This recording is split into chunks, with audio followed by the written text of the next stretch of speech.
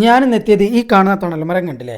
ഈ മരം ഈ പകലിങ്ങനെയാണ് കാണുന്നതെങ്കിലും രാത്രി കാണുമ്പോൾ ഒരുപാട് ഭംഗികളും ഒരുപാട് പ്രത്യേകതകളും ഉണ്ട് കേട്ടോ.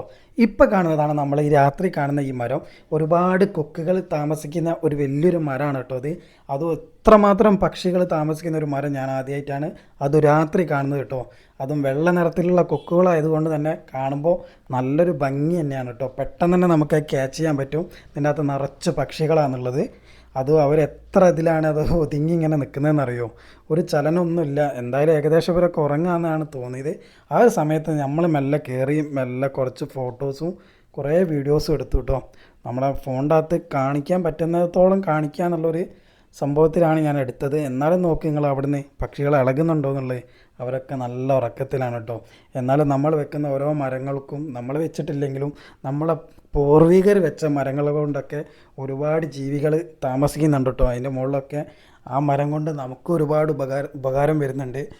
ഇതുപോലെയുള്ള പക്ഷികൾക്കും വേറെ എല്ലാ ജീവികൾക്കും ഓരോ ഉപകാരം വരുന്നുണ്ട് എന്നുള്ളൊരു സംഭവം കൂടെ നമുക്കിതിൽ മനസ്സിലാക്കാം.